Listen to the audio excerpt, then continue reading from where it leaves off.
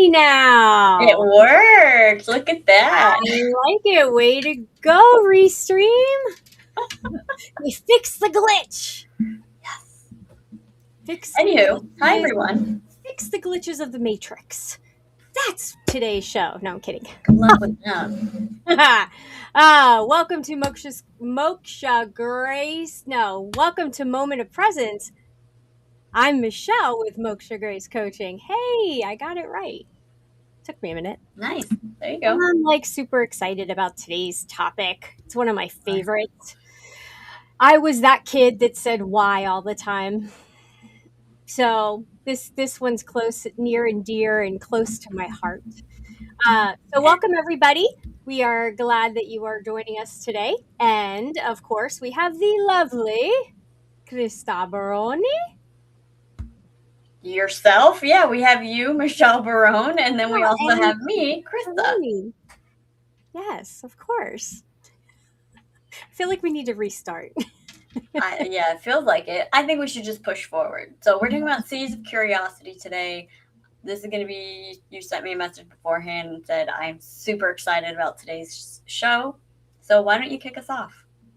Well, yeah. So this is about relationships with yourself, with other people. And, most arguments aren't about disagreements. They're actually more about winning the argument, being proven right, basically ego centered, right? Because it's all about you, not actually about the other person.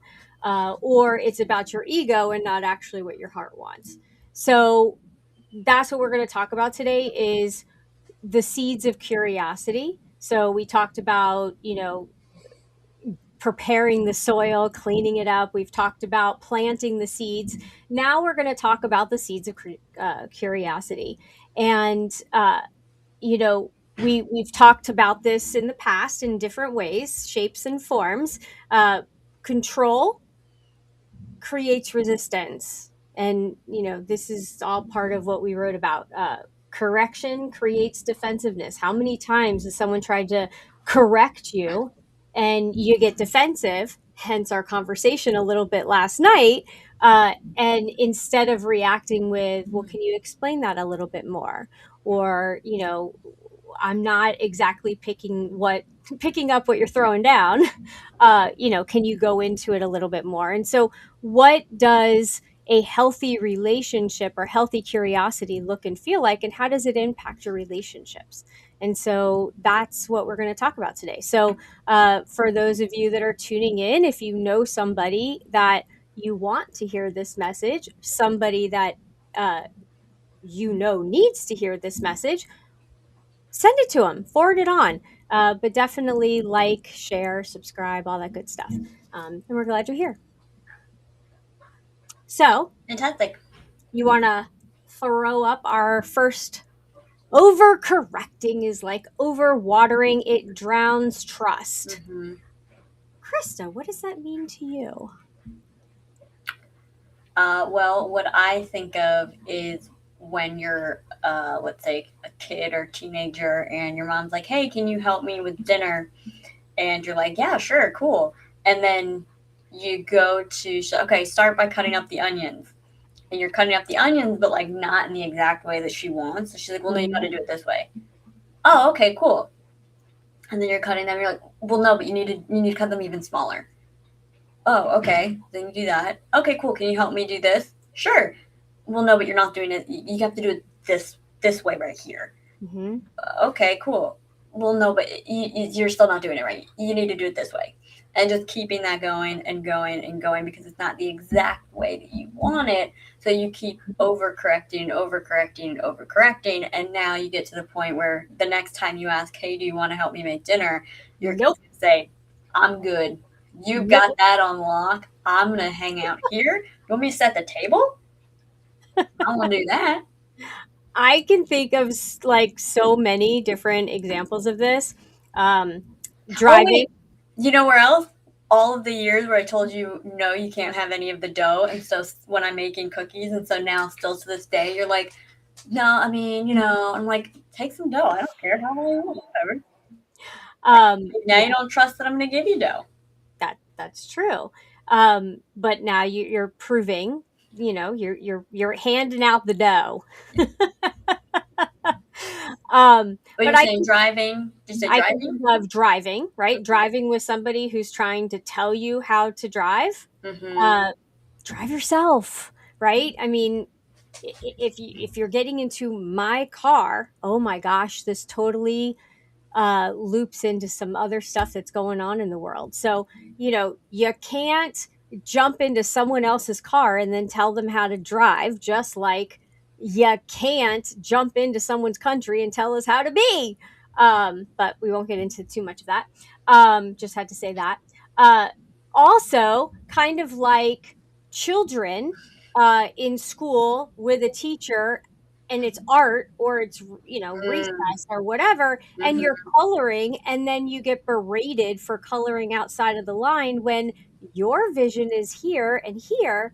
Your teacher doesn't know what your vision is, and so why are they trying to overcorrect you? You have to stay in the lines. It's like the color police are going to come and get you, the crayon police. And so, you know we have to be mindful of this overcorrecting. We have to ask ourselves, is this for safety? Is there a purpose to the correction? Like if you're cutting vegetables, those onions, and you're doing it but you're watching your phone, TV, a video, whatever, I may say something, right, and correct you because I don't want you to cut your finger off. Mm-hmm. That's different than what we're talking about. Or like Just the drive-in example, there's a big difference between we'll move over in that lane, move over in this lane. Not why are there's a you red going so light. slow? Maybe you want to press your brakes. There's a stop sign. Very different. Right, exactly. And so, being curious, asking yourself, why are you speaking out? Why are you speaking up? Is it something that it's a safety issue, or are you doing it because you're impatient or it doesn't please you? But if it pleases the other person, like I can think of times where I was singing in my car, all happy go lucky, and then someone yells at me about how I'm driving, and it totally ruins the mood, but also bad on me for allowing it to ruin the mood. I know that the person is going to correct me. So, okay, yeah, I got it. And then move on, keep driving. Yeah, So, there's management of emotions that have to go on both sides. It's taking responsibility and accountability for what comes out of your mouth, and also the emotions that are, potentially rearing their ugly head. So, yeah. absolutely. Now I'm curious because I see the next thing that I'm going to put on the screen here. I'm curious to hear the transition. So the next thing we have on our list here is weeds don't look dangerous at first, but they steal the nutrients. I'm curious to hear what your thought is with this because I think my interpretation of what I was reading this as is different than what you were thinking. So go into this one for us. Well, I can't unsee now how I see it reflecting in the current world. So, uh, what I mean by that, yeah, okay. There's been a lot of strange things going on.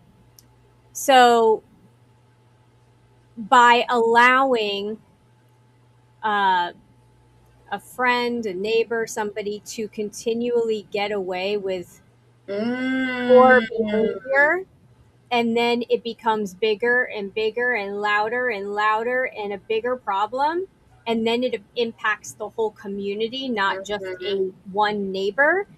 It's stealing the nutrients, it's stealing the lifeblood of whatever the situation is. So if you allow those weeds to go untended, mhm, they're going to take over. Think about when we first moved into our home and we were cleaning out the property. Remember those vines, and they had the big potato things on them? They uh-huh. would strangle other trees. But at first, they were growing, and there's these pretty little flowers that grow on them, and we're like, "Oh, but they're so pretty." And then if you keep if you keep letting them grow, they kill your palm tree. It's so funny that you went that route with it because I thought what you were going to say is when Knucklehead, our goat, was a baby and he just first started to show, like, any animal when they're like the top of the heap, they want to, show their power and their authority. I thought you were going to say putting him in his place so that way it didn't get worse, which I mean, both fit, Yeah, but yeah, exactly. I mean, for those of you who don't have goats, and even with a dog, right, with any yeah. animal, really, Well, I'm when even they're thinking of like think of all like the nanny shows and the parenting shows online where it's like you're watching this and you're like, how does this kid get so disrespectful? How does this kid have no yeah, regard for their parents and the authority that they have? Well, it starts by talking back with you no got to nip repercussion. it It quick. starts with saying, "Oh, I want to play my game," and they don't come to the dinner table to eat dinner. It's all And then those all of a things, sudden they're 30 years old and you haven't seen them at the dinner table and they're calling you by your first name. but they live in the basement and there's nothing you can do about it because you're kind of scared of them. Yeah. Yeah, because it got bigger. It got bigger than what you expected. And, there's I'm going to stay out of politics. It's so hard. But we have to be, and it's not even politics, it's more cultural. We have to be careful when people want to um, impede on your rights, your values, your beliefs, and imply their own on top of yours and suggest that you have to conform. That's my biggest issue, and that can be in any relationship. If you're in a relationship, it's a relationship. You both bring something to the table. But if you're bringing your ego in, the Mm-hmm. ego is the weed. The ego is the one that's trying to cause issues and cause problems of, my way is better than your way, or I'm right, you're wrong. And this is why, without getting curious and asking, can you tell me more about that? I want to understand your perspective or your point of view. Mm-hmm. That's all it takes. Yeah. But then you have to shut up and listen. That's, Speaking of which, yes. perfect segue. Curiosity is the sunlight. It helps things open. Tell me if I'm wrong.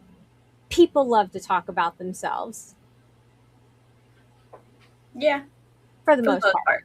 For the most part, people like to talk about themselves or at least share their thoughts, opinions. They want to be asked what their thought, but they have to feel safe. They have to feel emotionally safe. And if Mm-hmm. they don't, they're gonna shut up. They're gonna pull back from you. But when you approach something with curiosity, they open like a flower. I'm taking a little something from Why Him. They're opening like a flower, and they're going to allow you to see the real them, Mm-hmm. good, bad, or indifferent, but at least you're getting to know the actual person. But Yeah. it's about being curious. Wow, that's an interesting point of view. Can I ask you, how did you get to that point? What brought you to this point? But again, then you have to step back. You have to listen. You also have to make sure they want to share, and that's why do you mind if I ask you? Can I ask you? Because if Yeah. you just come at them like the 2-year-old going, why, why, that's a little like almost like attacking. But if it's just from a place of curiosity from your heart, I really want to understand this seems like it's really important to you and I want to understand why. Can you share with me how you got to this point, or can you share with me what's happened to bring you to this conclusion? um, Mm-hmm. those are the kinds of words that you can use if you want to really understand the other person. Yeah, absolutely. I like. Have you considered X, Y, and Z? Have you thought about X, Y, and Z? Just as Hmm. a way to like introduce other perspective without feeling Hmm. like you're wrong. Right.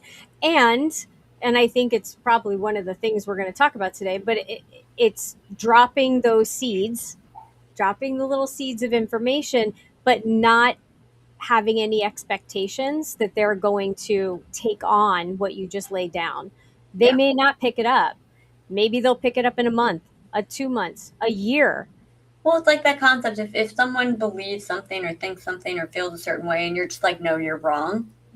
it's human nature to put up our walls of defense, and Ah, I'm shutting down, I'm not listening, versus, oh, that's interesting. I look at it this way. You plant a seed. Or, beautiful. okay, I hear you. I interpret it like this. Or, Hmm. I've considered this X, Y, and Z.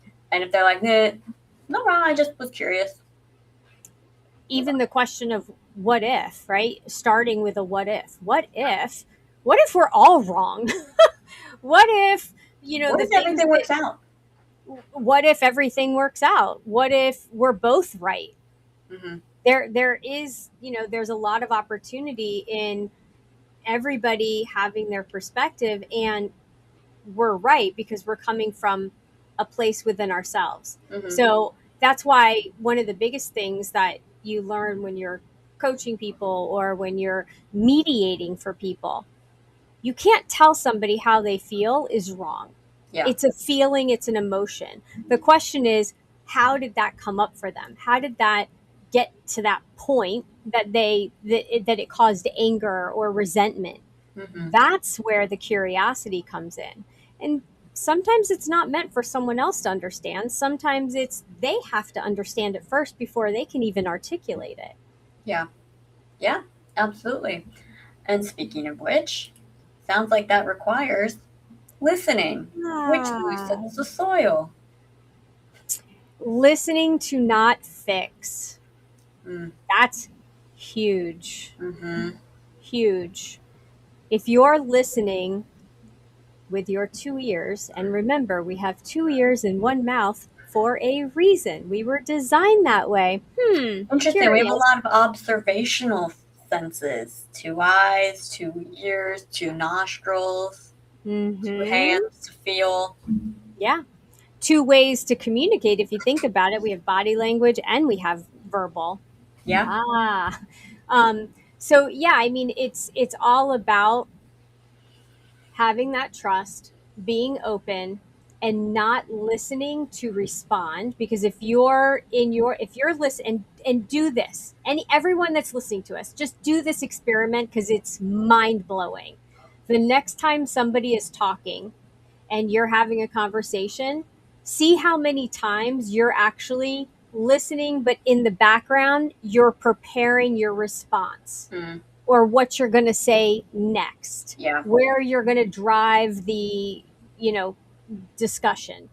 If all of those are true and that's happening, then you're not actually in a moment of presence and you're not actually there listening. You're in your head and Mm, you're listening to your ego and all your other voices that are in there telling you what to say. And it's like, shut up.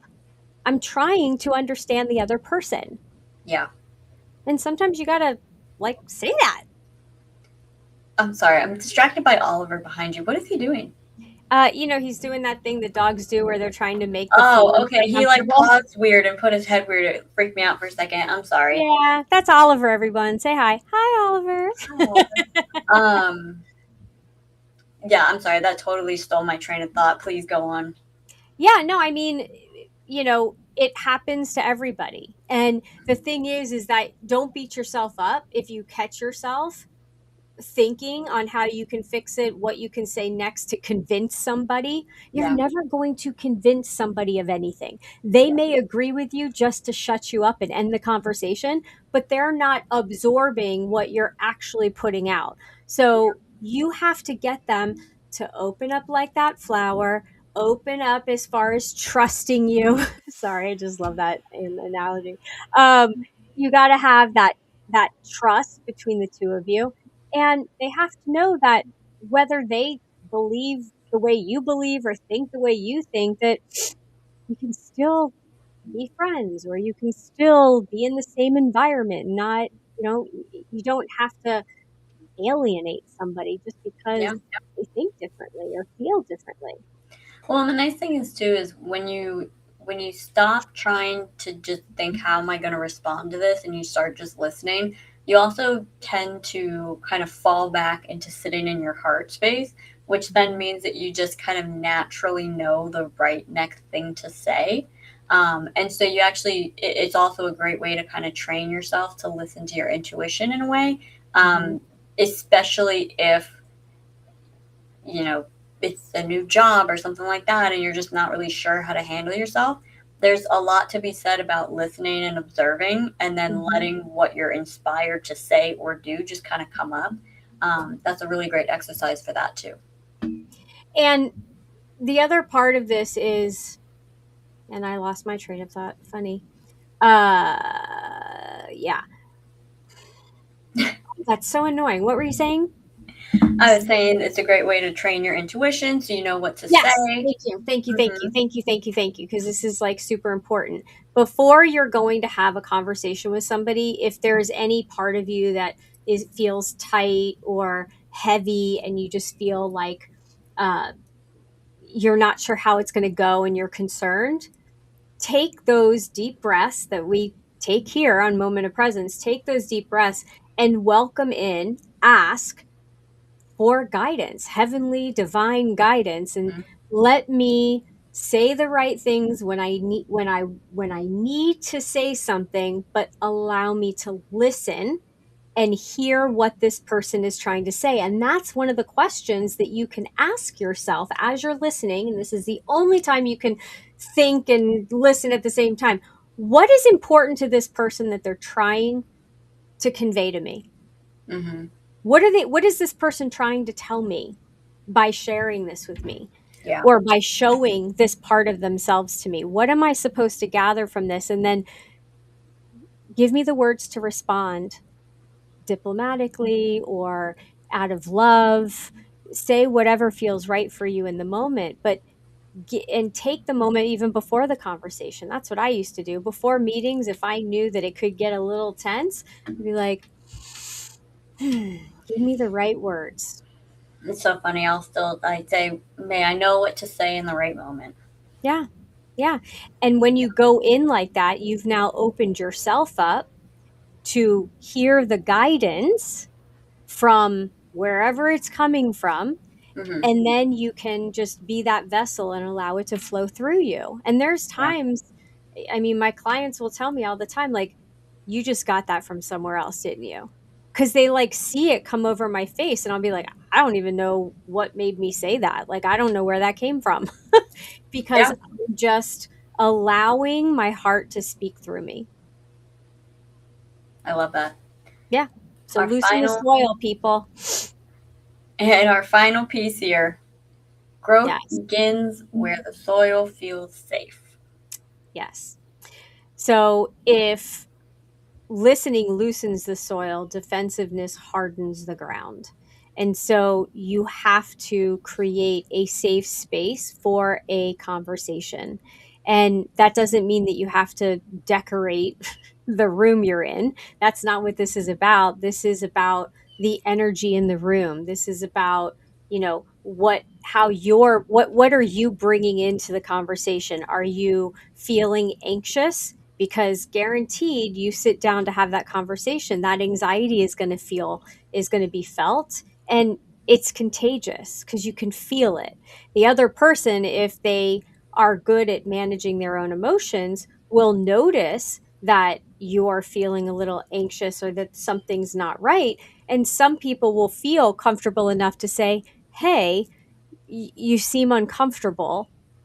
We're just having a friendly conversation, or what would make you feel more comfortable, or why do you feel, I'm curious, why am I sensing this anxiety in you, or this, Hmm. is there a fear? And you can ask these questions, but you have to set the stage that the space you're in is a safe space.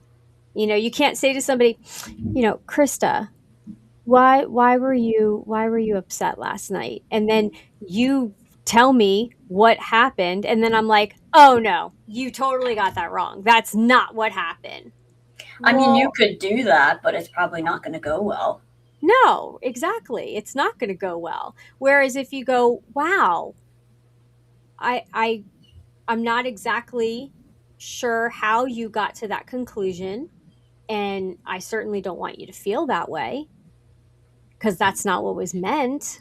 So you can say things that bring the temperature down and bring, welcome in the trust and the safety, and open up the space for a deeper conversation.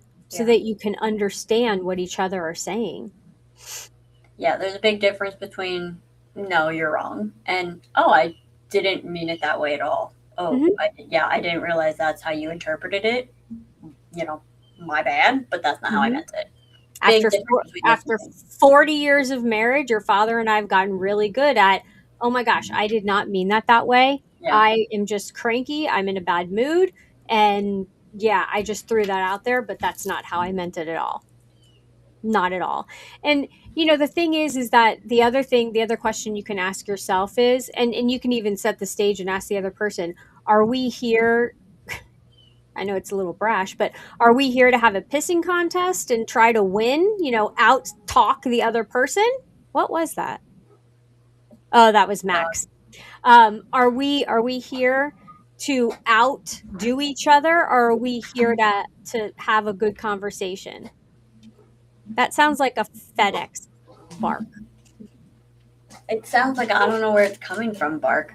Oh, Um, why anyway. don't you go ahead and take us through moment of presence? All right. Oh, Max is in the backyard. Okay. So let's take a deep breath and just kind of absorb everything that we talked about today. And if you have questions, please make sure that you put them in the comments. We want to hear what you have to say. So, if you have questions, you have comments, ideas, something that went well for you, share with us because everyone learns from each other. So let's take in a deep breath and think about a conversation that you're gonna have, and maybe you have a little apprehension about it. So deep breath in, or as deep as you can go, and just think about that moment, and then just slowly exhale, and then take a breath in and think about how you want the conversation to go. What do you want it to look like at the other side of it when it's all said and done? How do you want the other person to feel? What do you want to convey to the other person? That's setting intentions. So deep breath in, and then slow deep breath out. And then the third one, I want you to actually envision the after fact, right? The after the conversation, and just feeling heard, knowing that you listened to the other person as well. So you heard them, and you're walking away from the conversation feeling peaceful. You said what you needed to say, they said what they needed to say, and whether you agree to disagree, it just was uneventful in the sense that everyone's walking away feeling at peace that they said what they needed to. So, deep breath in and a deep breath out. Nice. So, when you learn how to do this, when you teach yourself how to do this and you practice, because all of this is about practice. You have to put it in practice and you have to do it regularly.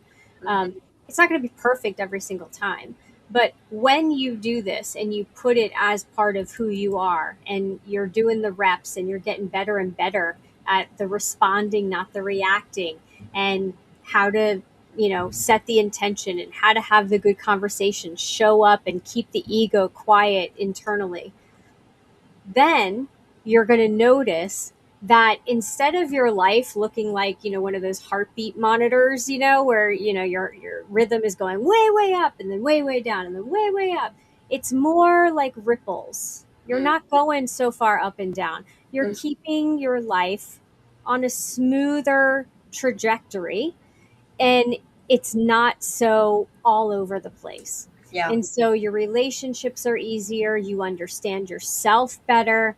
Uh, Everything around you just seems to flow in a better way.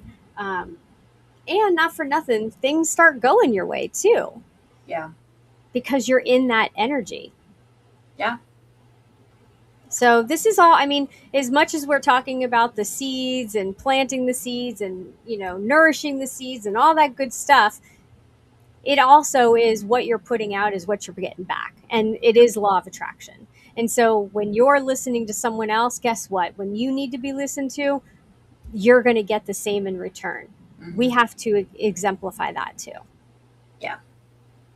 So, any parting words from you before I give my parting words? Curiosity and looking at various perspectives is where so much growth is possible.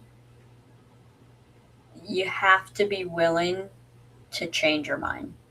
You have to be willing to see something differently, or else you're never going to grow as a human being. You have to be willing to be curious, ask questions, and then also see other perspectives. And that's where a lot of magic happens if you can just Mm-hmm. let yourself do that. Perfectly And, said. and cut yourself some slack while doing that. Yeah. And sometimes we have to let go of old beliefs that no longer serve us, like growing up and constantly hearing, curiosity kills the cat. Guess what? It doesn't. It doesn't. They just didn't want you to ask questions and they were fearful of that. So that's a Curiosity is bunch what of, keeps I have a cat, his name's Hunter. Curiosity is what keeps him, loving life. mm-hmm. And we crack up because it's just Oh, funny to he's a see him trip. explore. So, yeah. So, we get a chance in every moment of our life and in every moment of our day. We get to choose if it's going to be a good day or a bad day, if we're going to show up in ego or we're going to show up in love. And you have control over that. Honestly, it's the only thing that you get to really control. It's the only thing is you.